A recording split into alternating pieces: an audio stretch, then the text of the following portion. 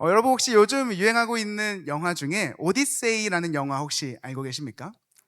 보신 분들도 있을 거고 아직 안 보신 분들이고 저게 무슨 영화 요즘 그런 영화가 유행인가 하는 싶은 분들도 있을 건데 좀 유명한 감독이 만든 영화입니다. 크리스토퍼 놀란이라는 감독이 만든 영화인데 사실은 이 영화는 고대 그리스의 서사시 오디세이아라는 그 책을 영화화한 작품입니다. 즉 그 영화는 사실은 트로이 전쟁을 다루는 영화는 아니고 트로이 전쟁 이후에 오디세우스라고 하는 그 왕이 자신의 고향까지 가는 그 여정을 기록하는 책 그리고 그 영화입니다. 사실은 근데 이 영화 혹은 이 책이 좀 특별한 이유는 사실 그 가는 여정이 쉽지 않았기 때문이겠죠. 그냥 뭐 배 타고 갔더니 배 타고 도착했더라 이렇게 했으면 사실 그것이 어떤 책으로 영화로 만들어지지는 않았겠습니다. 그의 여정이 사실은 10일이면 갈 수 있는 거리였습니다. 배 타고 트로이에서 본인이 있던 이카타라고 하는 섬까지 배 타고 10일이면 갈 수 있는 길을 그는 10년이 걸려서 자신의 고향으로 돌아갑니다. 그리고 그 여정을 다룬 영화인데요. 거대한 폭풍을 만나기도 하고요. 아니면 그 사이에서 배와 동료들을 잃기도 하고요. 그리고 그 가운데 막 많은 괴물들도 만나게 됩니다. 그리고 그 가운데 유혹도 이겨내고 기억도 잃고 누군가는 그래 그냥 다 포기하고 그냥 여기서 눌러 살아. 그냥 평안하게 살자라는 그런 것도 다 뿌려치고 그의 고향으로 가는 이야기입니다. 그의 그 영화를 보면 매 순간순간 그냥 여기서 그만둘까? 더 해야 되나? 고향 가는 게 의미가 있을까?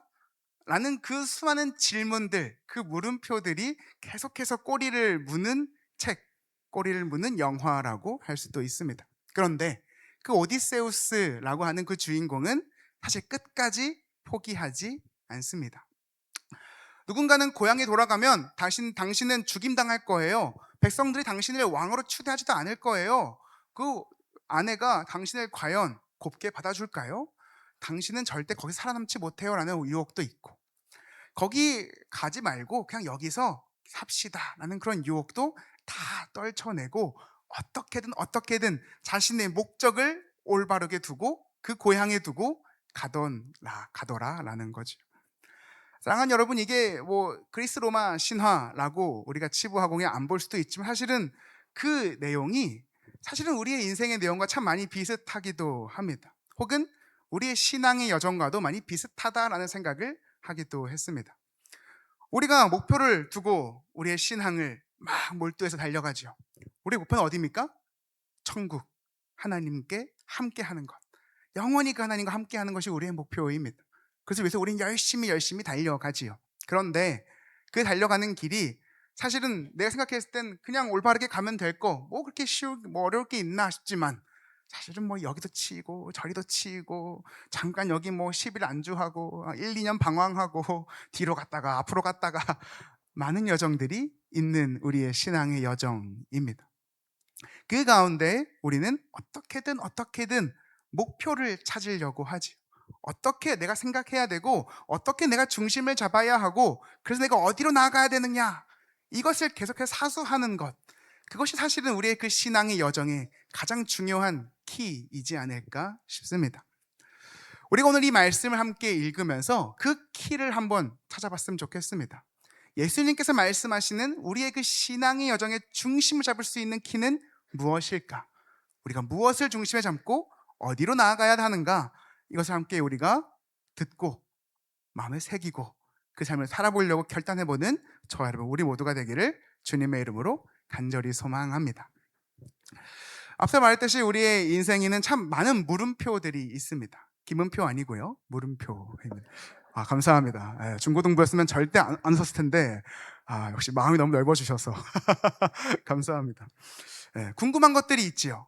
여러분 그런 거 혹시 적어보신 적 없나요? 우리가 막 이렇게 신앙생활 하다 보면 내가 꼭 천국 가면 하나님한테 꼭 이건 물어봐야지 하면서 막 여러 가지 궁금한 것들 막 적으려 하는 그런 거 한번 적어보신 적 없나요? 왜 이런 일을 겪게 하셨는지, 진짜 그 베드로는 진짜 그런 믿음을 가졌는지, 야 노아는 몇 살까지 살았는 거야? 막 이런 것들. 하나님 만나면 내가 진짜 물어보고 싶었던 많은 질문들이 있잖아요. 왜 나를 그렇게까지 힘들게 하셨습니까? 왜 나에게 그때 그런 병을 주셔서 나를 그렇게 낭망시키셨습니까?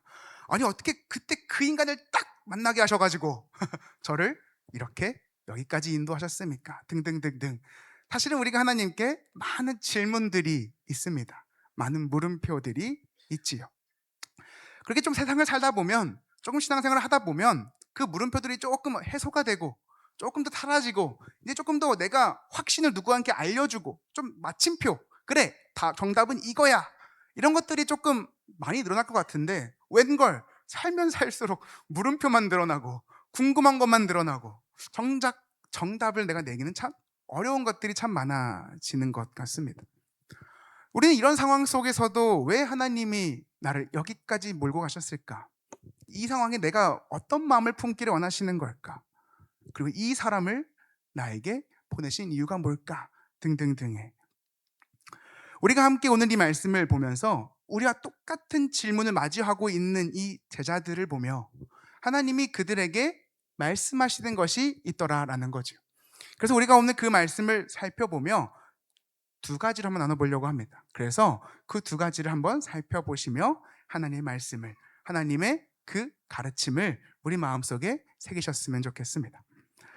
오늘 본문에는 제자들이 등장합니다. 요한복음 6장 우리가 60절에서 69절을 읽었지만 사실은 앞에 부분은 굉장히 여러분이 잘 아시는 기사가 나옵니다. 어떤 거냐면 오병이어 사건입니다. 예수님이 제자들을 5,000명을 먹이셨죠. 물고기 2마리와 보리떡 5개로 5,000명을 먹이시고 12광주리가 남았습니다. 모두가 아는 기적입니다. 그때에 이 사람들은 예수님께 마음을 혹 했습니다. 아, 진짜 이분이 메시아구나. 이분이 나의 삶을 구원할 수 있겠구나라는 그가 확신합니다. 그리고 그 예수님을 따르기 시작하죠. 근데 그 안에 있는 구원은 어떤 구원이에요? 내가 이 사람을 따라다니면 굶어 죽진 않겠구나. 적어도 내 삶을 해결해 줄 능력이 있는 분이구나. 이게 진짜 내 메시아, 왕이구나 하는 마음이었겠죠. 그런데 웬걸 그 중간에 예수님께서 다시 그 제자들을 불러서 뭐라고 말씀하시냐면, 내가 생명의 떡이다.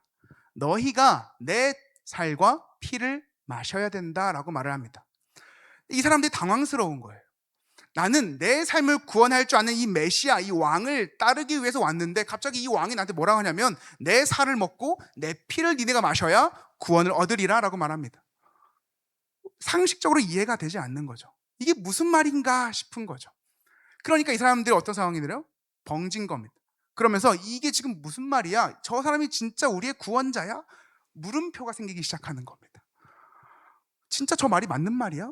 저게 하나님 주신 말씀이야? 하나님 지금 굳이 내가 이 자리에 왜 듣게 하신 거지? 막 수많은 물음표들이 그 자리에 있는 사람들이 막 올라오더라라는 거죠. 그러면서 오늘 본문 60절에 그 제자들이 이렇게 말을 합니다. 우리 한 목소리로 한번 읽어보겠습니다. 시작.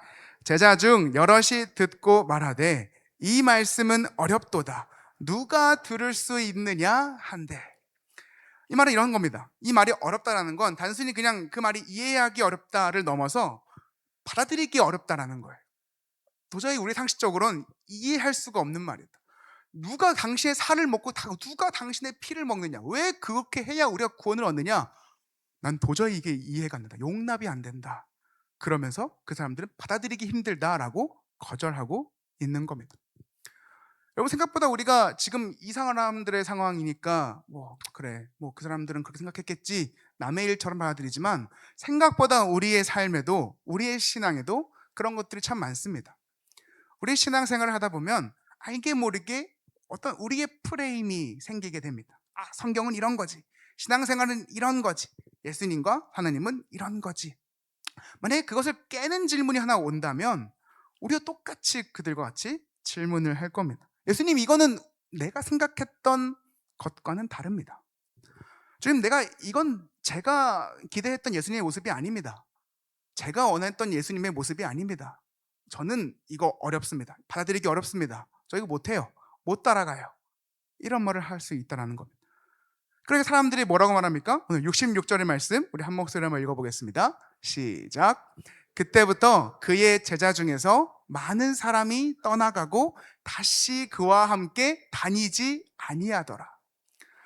이제 마음이 어려워지니까 이제 시험이 들고 이게 납득이 안 되니까 이 사람들이 뭘 합니까? 떠납니다. 한두 사람 떠난 게 아니라 그 5천 명 아니면 그 수많은 사람들 중에 우르르르르 하고 사람들이 떠나기 시작하더랍니다. 그리고 뭐라고 덧붙입니까? 다시는 그와 함께 다니지 아니하더라라고 말을 합니다. 기적을 보고 예수님을 따랐던 사람들이 말씀 앞에서 떠났습니다. 내가 이해되지 않는다고 해서, 납득이 되지 않는다고 해서 떠났더라라는 거죠. 그리고 예수님께서 다시 그 제자들에게, 남은 12 제자들에게 한번 물어보십니다. 우리 67절의 말씀 한 목소리로 읽어보겠습니다. 시작. 예수께서 12 제자에게 이르시되 너희도 가려느냐. 여러분, 이 말이 조금 애처롭게 느껴지지 않으세요? 약간 제가 사역자라서 그런지, 만약에 내 앞에서 갑자기 여기 계신 여러분들이 갑자기 제가 설교하고 있는데 우르르르르 나가시면 그냥 김기태 목사님한테 목사님도 가시렵니까? 약간 그런 마음이 약간 막 공감이 됐어요. 그 약간 너무 마음이 아픈, 예수님의 마음이 사실은 너무 안타까우신 거죠. 진짜 이 복음을 알아듣지 못하고 떠나가는 자들에 대한 너무 안타까움이 있었던 거죠. 그럼 제자들에게 물으시는 겁니다. 너희도 가려느냐라고요. 그리고 우리에게 똑같이 물고 계십니다. 사랑하는 아들아, 사랑하는 딸아, 너희가 지금 이 말을 듣고 너희도 용납이 되지 않고 마음이 어렵고 이해되지가 않는다고 해서 나를 떠나겠느냐라고 묻고 계시더라라는 겁니다. 사랑하는 여러분, 우리가 여기서 믿음이라는 것이 무엇인지 한번 우리가 알 수 있을 것 같습니다. 우리가 이 예수님의 말을 통하여, 이 예수님의 삶을 통하여 진짜 예수님이 원하시는 그 믿음이 무엇인지 한번 알아보려고 합니다. 첫 번째로, 믿음이라는 것은 이해되지 않아도 떠나지 않는 것이라는 겁니다. 앞서 말했듯이 사람들이 이해가 되지 않았습니다. 내가 5천 명을 예수께서 먹이신 것까지는 좋았어요. 예수님 대단하신 분이다. 진짜 메시아구나. 진짜 왕이시구나. 우리를 구원하실 분이구나. 근데 나의 살을 먹어라. 나의 피를 먹어라. 네가 그래야 구원을 얻는다라고 하자 그것은 어렵습니다. 그러면서 떠났지요. 사랑하는 여러분, 우리의 삶을 한번 되돌아보자 이 말입니다. 우리가 이제 당연히 성경의 말이니까 아멘 아멘 하지만 정말 우리가 예수님과 대면하고 있는 그 자리에 내가 생각하고 있는 그 예수님이 있는데 그 예수님이 전혀 생각지 않은 말들을 하거나 혹은 내 삶에 전혀 내가 생각하지 못한 신앙의 삶과 다른 일들이 나에게 벌어진다고 했을 때 나의 마음은 어떠할 것 같으십니까? 예를 들어 볼까요? 조금 극단적인 예들일 수 있습니다. 내가 하나님을 만나면 내 모든 사업이 다 잘 될 줄 알았어. 근데 하나님을 믿고 하나님 제가 이제 하나님대로 살겠습니다 말하고 딱 다음날 됐는데 사업이 쫄딱 망했습니다. 내가 봉사를 하면 내 가정이 평안할 줄 알았습니다. 형통할 줄 알았습니다. 그런데 난 열심히 교회에서 막 사랑하는 아이들한테 막 사랑도 주고 교회 봉사도 하고 식당도 섬기고 다 했는데 정작 우리 집에 와서 이 아이들이 나를 섬기지도 않고 나를 그냥 사람 대접도 안 하고 쌩 하고 지나갑니다.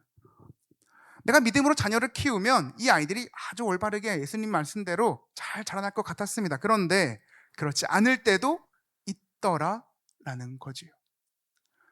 우리가 그런 상황을 우리가 마주했을 때 우리의 마음속에 어떤 마음이 드냐라는 거지요. 과연 이 떠났던 제자들처럼 안 떠날 자신이 있냐라는 거죠. 우리 마음에 이런 생각이 들지요. 하나님 왜 그러십니까? 제가 생각했던 것과 좀 다른데요. 제가 아는 예수님의 그 상과는 좀 다른 응답인데요. 그러면서 우리는 계속해서 그 이해되지 않는 나의 상황을 혹은 나의 시련을 나에게 주어지는 것들을 부인하고 점점 더 예수님과 거리가 멀어질 때도 있더라라는 겁니다.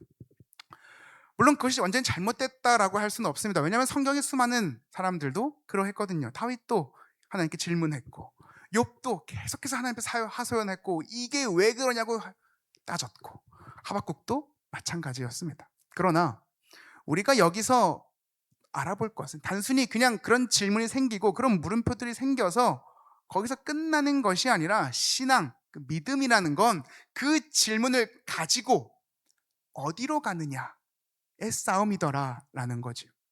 네가 그 물음표가 생겼으면 그 자리로 돌아서서 예수를 벗어나서 다른 데로 갈 거냐, 아니면 네가 그 물음표, 그 질문들을 가지고 예수께 나아갈 거냐.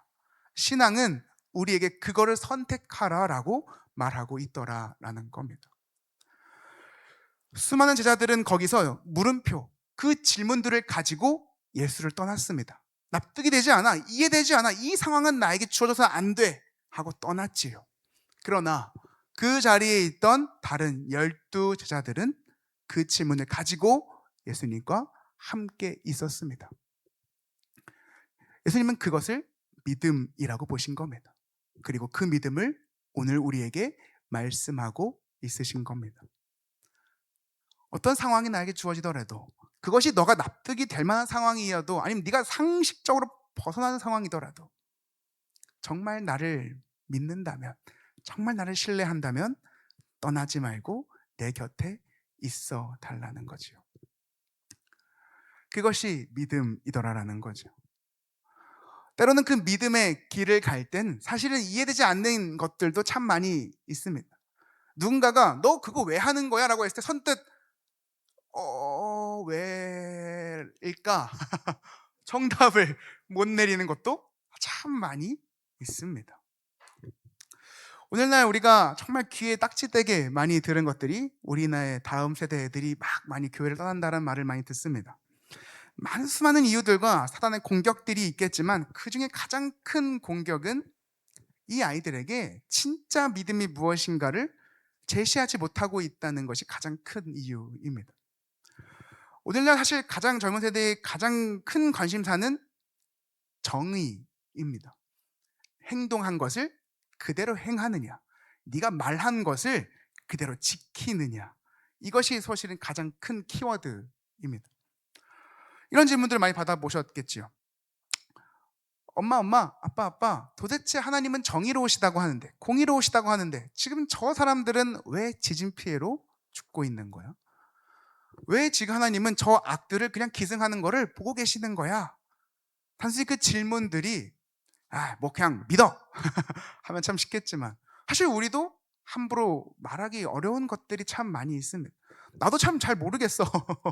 나도 왜 그런지 모르겠어. 내가 알았으면 내가 신했지. 근데 그런 것들을 그들이 해결이 안 되니까, 근데 그 가운데 계속해서 물음표가 드니까 그 물음표를 가지고 어디로 나아갈지를 모르니까 떠나버리는 겁니다. 어떻게 해야 될지 모르니까. 그럴 때에 그러면 우리가 뭘 할 수 있을까? 적어도 우리가 정답을 알려줄 수 있으면 참 좋겠지만, 적어도 우리가 정답을 알려주지 못한다면 적어도 그걸 가지고 어디로 가지고 가야 될지는 우리가 알려줘야 되지 않을까, 그런 마음이 들더라라는 거죠. 그것이 오늘 본문의 말씀입니다. 네 안에, 사실 베드로 12 제자들 예수님의 몸을 먹어라, 예수님의 피를 마셔라, 이해된 사람 아무도 없습니다. 그런데도 그냥 예수님 믿기에 그냥 그 자리에 있는 겁니다. 질문이 해결되지 않았지만 예수님께 그냥 가만히 있는 겁니다. 언젠간 알려주시겠지, 언젠간 해결해 주시겠지, 언젠간 내가 깨달을 때가 있겠지. 우리가 믿음을 가져야 되는 그 방향성이 그런 거랍니다. 내가 지금 해결되지 않고 납득이 되지 않고 이해되지 않는 것이 있어도 그것을 가지고 예수님께 계속 있다 보면, 예수님께 나아가다 보면 언젠가 알려주시겠지, 해결해 주시겠지, 그리고 그것을 나한테 깨닫게 해 주시겠지. 우리가 가져야 할 믿음, 그리고 우리가 바라봐야 하는 그 길이 그런 믿음의 길이라는 겁니다. 우리가 그것을 우리 아이들에게 알려줘야 되지 않을까요? 우리가 그 믿음대로 살아야 하지 않을까요? 그렇기에 우리는 그런 그 믿음의 길을 살아내고 남겨주고 가르치는 사람들이 될 줄로 믿습니다. 사랑하는 여러분, 이해되지 않아도 하나님은 정답이라는 것을 꼭 믿으셨으면 좋겠습니다. 내가 정답이 좀 막상 나오지 않아서, 그래? 그런 그 지진 피해 사람들을 내가, 하나님께서 왜 그렇게 하셨을까? 근데 미안해, 나도 잘 모르겠어. 근데 우리 함께 기도해보자. 그냥 그 불쌍한 마음을 들게 해줬으면 그 불쌍한 마음을 가지고 기도하자. 우리가 할 수 있는 걸 하자. 그 마음을 하나님께 올려드리면 하나님께서 분명히 해주실 것이 있을 거야. 알려주시는 것이 있을 거야. 그 길로 그 질문들을 가지고 어디로 나아가야 되는지를 우리가 알려주다 보면 언젠간 그 다음 세대들이 이렇게 우리의 신앙 선배들을 기억할 겁니다. 그래, 그들이 정답을 다 알지 못하지만 그래도 그 질문을 가지고 하나님께 나아가더라, 하나님께 기도하더라, 목 놓아 하나님께 그 답을 달라고 기도하며 예배하며 찾더라.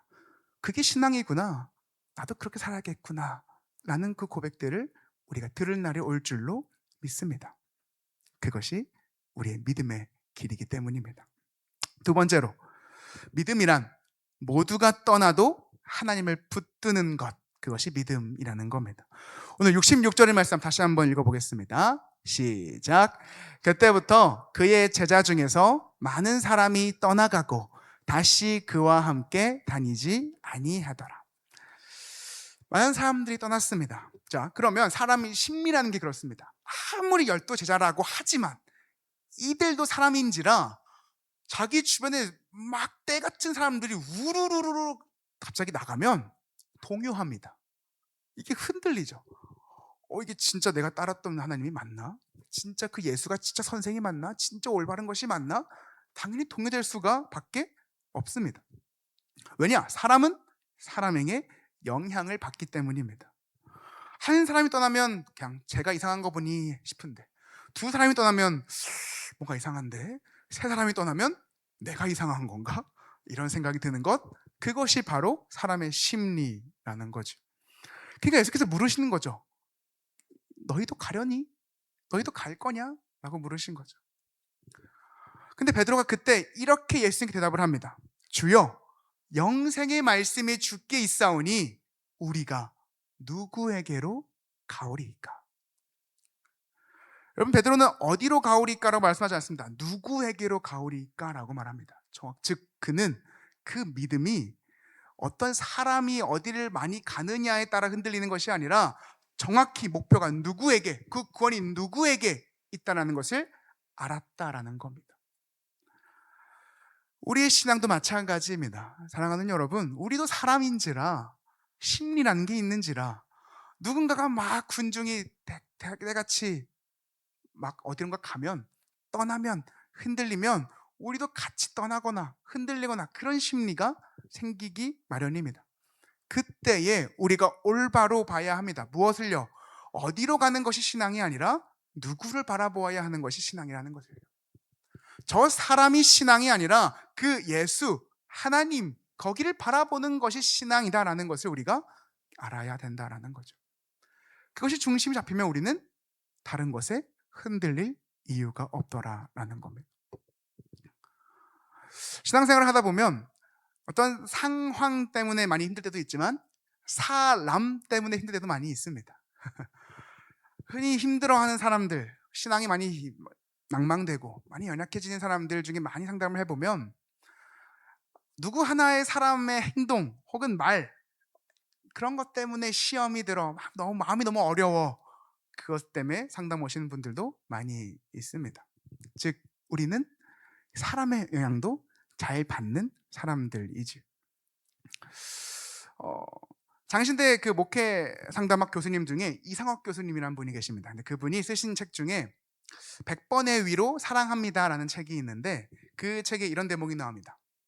교회를 보면 많은 사람들이 실망을, 낭망을 경험한다. 그런데 그 실망과 낭망은 하나님으로부터 된 것이 아니다. 사람으로부터 된 것이다. 그런데 정말 아이러니한 것은 무엇이냐면 하나님은 그 사람에게 실망당한 사람에게 다시 사람을 통해 사랑을 전하신다라는 거지요. 내가 누군가를 통해 실망과 낭망을, 그리고 정말 너무 그 신앙의 바닥을 체험했다면 아이러니하게도 내가 정말 그 사랑을 다시 회복하는 방법은 어떠한 사람을 만나며 그 안에서 그 사람의 사랑과 헌신과 봉사를 통해 내가 하나님을 회복하더라라는 겁니다. 사랑하는 여러분, 사람은 실수합니다. 그리고 사람은 잘못된 판단을 할 수 있습니다. 그렇기에 우리는 우리의 중심을 다른 어떤 사람에 두면 안 된다라는 거죠. 그 사람을 사용하시는 분을 봐야 합니다. 그 사람의 중심에 있는 분을 바라보아야 합니다.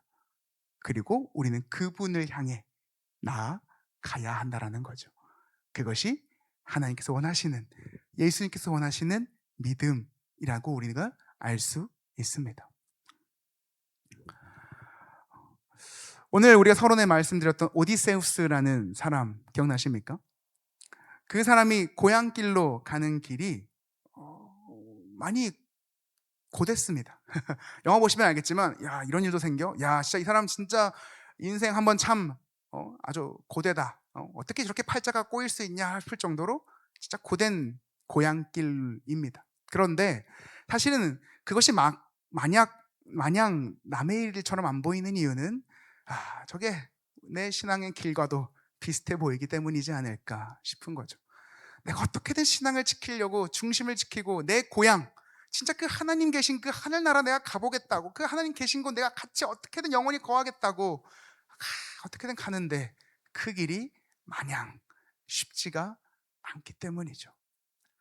그렇게 사랑하는 여러분, 오늘 여러분에게 다시 한번 하나님께서 말씀하시기는 아무 일도 안 생길 거야. 너의 길은 언제든지 올바를 거야. 내가 너를 딱 일직선으로 내 하나님 계신 곳으로 인도해 줄 거야 라는 말이랑은 좀 멉니다.